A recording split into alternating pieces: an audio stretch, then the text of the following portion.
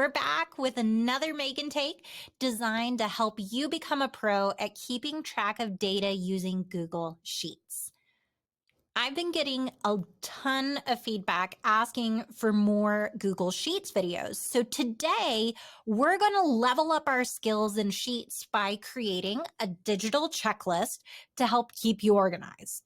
The best part? By the end of this tutorial, you're going to walk away with all the skills you need to create a data tracker that's tailored to your specific needs. So let's get started.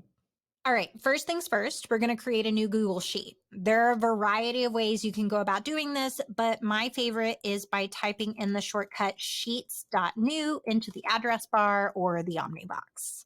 Now, once you have your new sheet open, rename it something that's relevant for your project. I'm going to name mine Checklist 2023, and this is the file that I'm going to keep all of my checklists in for the year. I know some people like to create a new file every time they have a new checklist. I prefer just to create a new tab down at the bottom so everything's in one place. It's all about finding a digital workflow that works best for you. Next, we'll rename the Sheet tab by right-clicking and selecting Rename. I'm going to call this tab Master because anytime I need a new checklist, I'm simply going to right-click and duplicate this tab. Now we're going to apply some basic formatting changes to the entire sheet. So to select the entire sheet, you can use the keyboard shortcut Control-A or Command-A if you're on a Mac, or you can click in this gray square in the upper left-hand corner. For my project, I'm going to use my favorite font right now, which is Proxima Nova, and I'm going to change the font size to 11. Now it's time to start thinking about how we're going to organize the data in our sheet. I'm going to skip over row 1 for right now and come back to it later. This is where we're going to place our header or title. In row 2, we're going to add column labels. Now, the number of columns you'll need and what you're going to call them is going to depend on what you're using your checklist for, so you can feel free to follow along with my example or customize to suit your needs.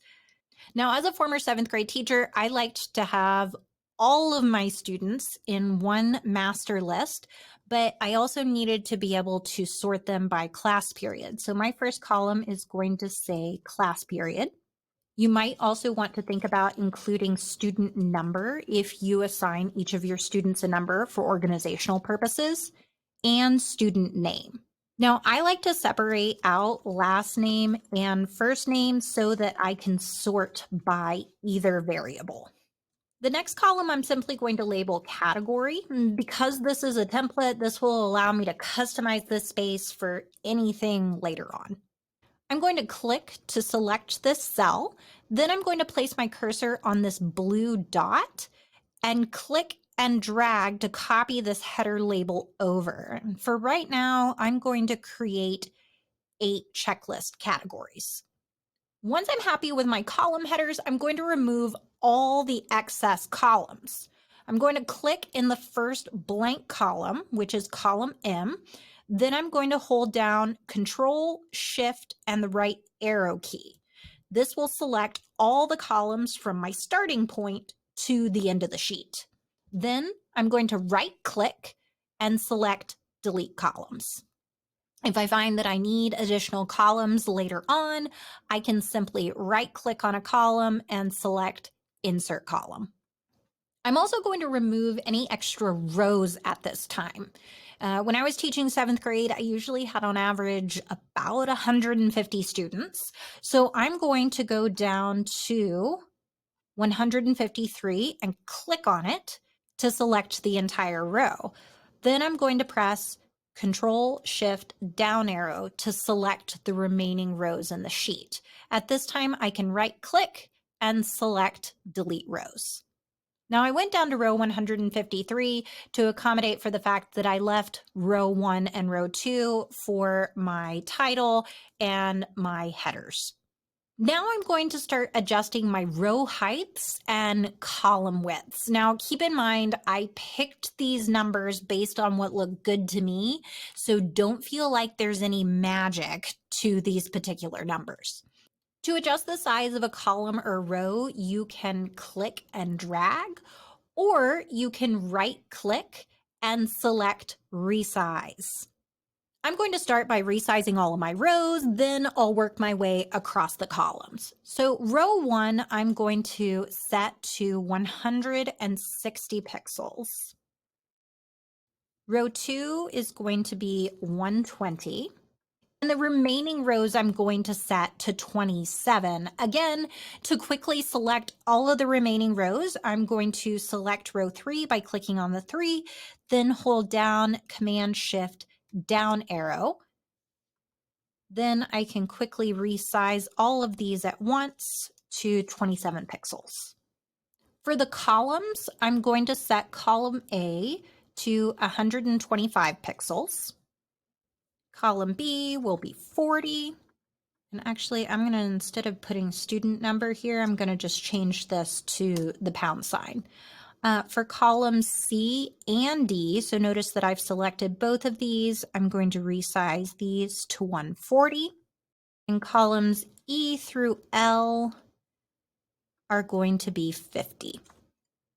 Make sure you're happy with how everything looks, and then we can move on to applying formatting. Now, you might have noticed right here that it's currently cutting off the words category. Don't worry about that. We're going to apply some formatting that'll take care of this in just a minute. Next, I'm going to merge all the cells in row 1 to create a header area. And to merge cells, you simply want to select the range you want to merge. Then you can click Format, Merge Cells, or you can use the merge icon in the toolbar. You can type directly into this space. For example, I could call this student checklist, and then I could format, or you can create a more artistic header in Slides, Canva, Adobe Spark, etc. If you're interested in creating your own header, the size of this space is 160 pixels by 835 pixels. Now, I just quickly downloaded the header that I created in Canva, and I'm going to show you how to insert it into your Google Sheet. You're going to start by clicking on Insert Image, Insert Image in Cell. Don't worry if your image doesn't completely fill the whole space, like mine isn't right now. What you can do is you can center the image, and then I am going to turn the background to the same color as my image. And I can quickly do that using the Pick a Custom Color.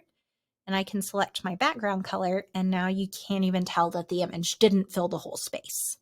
All right, let's move on to formatting row 2 for text style and alignment. I'm going to click to select the entire row. Then I'm going to change the font style. I like to use Poppins for my headers, and I typically like to make them bold. Now I'm going to adjust the vertical and horizontal alignment of my text. I like to have all of my text centered horizontally. And I also like to have it at the bottom of the cell vertically, but you can adjust this to be at the top or in the middle. For cells E2 through L2, with my categories, I'm going to use text rotation to rotate the text so it's oriented vertically by clicking this A with the up arrow. Then I'm also going to wrap the text by clicking the arrow that looks like it's looping back on itself. This means if my text is too long, it won't simply disappear. Instead, it will kick to the next line. For example, at the beginning of the year, I would always collect emergency card forms from my students. So if the text was not wrapped, it would look like this. Next, I'm going to add borders. I'm going to click on row 2 to select it, then hold down Control-Shift down arrow to select the remaining rows. When you click on the border icon, you'll have the option to choose which parts of the cell you want to apply your border to, the color of your border, as well as the thickness or style of your border. I typically like to stick to black or gray for color, and I like to use this middle thickness. I'm then going to click the option Apply to All Borders.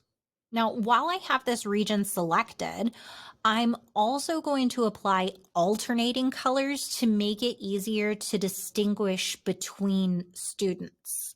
To apply alternating colors, you're going to begin by selecting the desired region, then click on Format, Alternating Colors. You can choose whether to include a header in your style and the colors you'd like to use.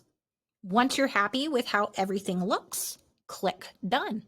One of the benefits to using alternating colors is that if you have to add a new row, Sheets is automatically going to adjust the row coloring for you.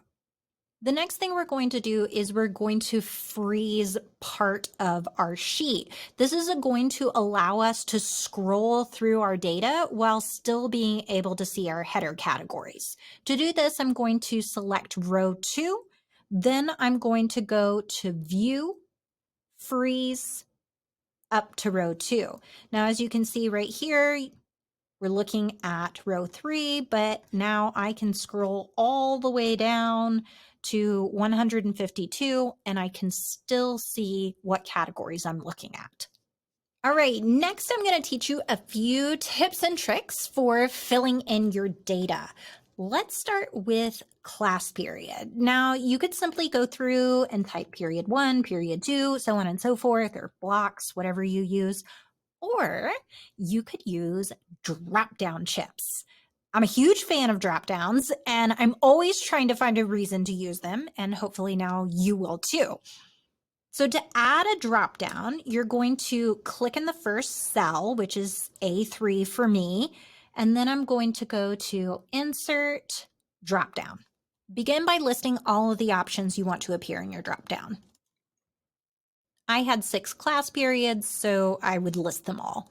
I personally like to go in and change the color of each class so that I can quickly tell at a glance which class period I'm looking at. And there are all sorts of really cool applications for this drop-down feature. For example, if you were doing standards-based tracking, you might create a drop-down with novice, apprentice, proficient, distinguished, and associate a different color with each label. You can apply this drop-down to multiple cells by clicking on the cell, then dragging from the blue dot down to fill however many rows you need. For example, let's say that my first period had 20 students. So that's how you autofill if you want the cells to reflect the same information. But what if you want to autofill a sequence like student numbers? You need to begin by establishing your pattern. So I'm going to type in the first 2 student numbers, 1 and 2. I'm going to highlight both numbers. Then I can click and drag the blue dot all the way down to the end of my sequence. This works even if text is in the sequence. For example, you could type student 1 and student 2. Then, as long as you highlight both and drag down from the blue dot, it's going to continue your sequence all the way down. Now let's look at our categories. I'm going to turn all of these cells into checkboxes so that I can quickly indicate whether a student has completed an assignment or turned something in. Starting in row 3, I'm going to select all the cells I want to add checkboxes to. Then I'm going to press Control-Shift-Down arrow to select the remaining rows. Next, I'm going to click Insert, Checkbox. You can change the color of the checkboxes by changing the font color. An example of how to use this is you can make each column a different color to make it easier to tell which assignment you're checking off. Another tip when you're using checkboxes is to utilize the space bar. The space bar allows you to toggle checkboxes on and off. You could also use this feature to select a group of students and check them all off at once. For example, maybe one student is absent, so you're able to check off 19 of your 20 students. And instead of individually checking off all 19 boxes, it would be faster simply to select all, press the space bar, then uncheck the one student that was absent. At this point, you have created and formatted a really solid checklist template. However, if you're interested in exploring some more advanced features like conditional formatting, filtering, stick around, and I'll show you a couple ways to level up your checklist. Okay, if you're still with me, we're going to start with conditional formatting. And what that means is when certain conditions are met in our spreadsheet, it's going to apply special formatting. I'm going to show you how to set up two different kinds of conditional formatting in our checklist. To begin, I'm going to add a column right before my check boxes. To add a column, I'm going to select column E, right-click, and select Insert One Column Left. Then I'm going to hit the Delete key to delete out my checkboxes. In cell E3, I'm going to create a function that will count how many assignments a student has turned in. Anytime you enter a function or a formula in Sheets, you're going to start with an equal sign. I'm going to double-click in the cell and type equals. Then I'm going to type COUNTIF, open parentheses. Next, I'm going to click and drag to select the cell range I want Sheets to look at. Next, I'm going to type a comma. Then I'm going to tell Sheets what I want it to count. And I want it to count every cell that's marked as true. So right now, my function says, look at cells F3 through M3 and count how many cells in this range are checked or are marked as true. Right now it's showing 0 because 0 of my categories are checked. But if I highlight this cell range and press the space bar, it's now showing that 8 are checked. I'm going to select the cell that contains my function. Then I'm going to click on the blue dot and drag down to the bottom of my sheet to apply this function to every cell in this column. Now I'm going to apply conditional formatting to column E. I'm going to tell my sheet that if a student has 8 assignments or categories turned in, to turn this cell green. That allows me to easily see who's completed everything and who hasn't. I'm going to begin by highlighting column E. Then I'm going to click Format, Conditional Formatting. Under the formatting rules, I'm going to say if any cell in my range is equal to 8, then turn the cell green. If the cell isn't equal to 8, then it will leave it alone. I'm going to fill in a couple more of these checkboxes just so you can see how it works. I'll show you how this type of conditional formatting can be really powerful in just a few moments when I add a filter to this sheet. Next, I'm going to add another piece of conditional formatting that's going to allow me to quickly highlight any item that hasn't been checked off. Let me show you how this works in the sheet I already have set up. Now, when all of my students start turning assignments in, it becomes harder to tell at a glance what's missing. So what I've done is I've connected some conditional formatting to a checkbox so that I can toggle on and off highlighting that quickly shows me at a glance what assignments are still missing. So to add this feature, we're going to insert a new row under row 1. So I'm going to highlight row 1 and click Insert One Row Below. Then I'm going to right-click again and resize the row to 25 pixels. The fill color is currently black, and I want to change the text color to white so anything I type will show up. In cell A2, I'm going to type the word missing. Then in cell B2, I'm going to insert a checkbox. Now I'm going to select the range that I want to apply conditional formatting to. I'm going to start in cell F4, then drag all the way across the row. And to select all of the remaining cells, I'm going to hold down Command Shift down arrow. I already have conditional formatting open, but if I didn't, I could easily access it by clicking Format, Conditional Formatting. Under Format Rules, I'm going to select Custom Formula Is, and then I'm going to enter the following formula. Equals, and, open parentheses, $B, $2, comma, F4 equals false, close parentheses. Then I want to change my fill color to something bright. And here I'm going to use the eyedropper to select this pink color from my header. So what this formula is saying is that if the missing checkbox is checked and there's an unchecked checkbox in the range from F4 to the end of the sheet, it's going to highlight those cells. And what I really love about this particular conditional formatting is that I may not want to have this feature on all the time, and connecting it to this checkbox allows me to toggle this feature on and off. Next, let's talk about filtering. I see most people filter their sheets by clicking on a column, then using the Sort A to Z feature.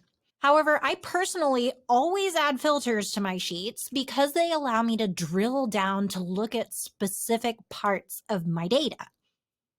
To add a filter, select the row you want to apply the filter to. In our case, I want to apply a filter to my column labels in row 3.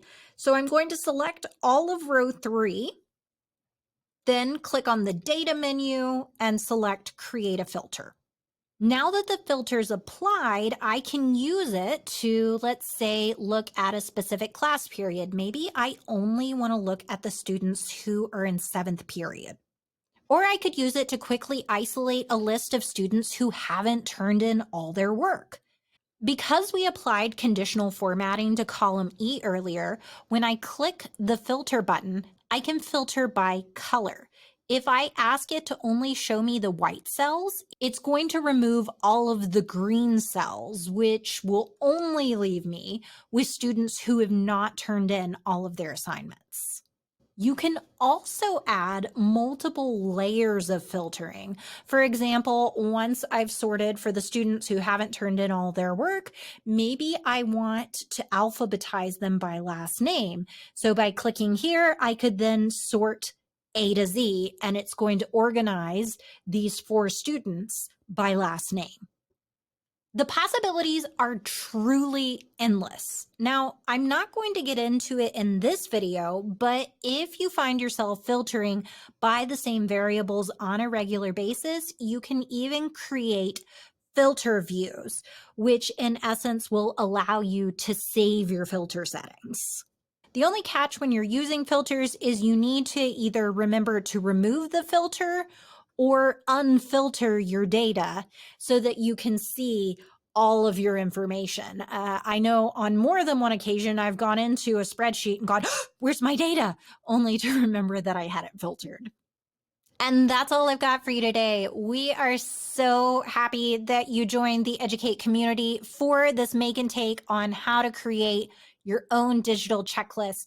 Our hope is that with the skills you learned today, you'll be able to tailor your checklist to your specific needs in your classroom. Don't forget to like this video, subscribe to our channel, and hit the notification bell so you can stay updated with more useful tutorials like this one. If you have any questions or suggestions for future videos, please feel free to leave a comment down below.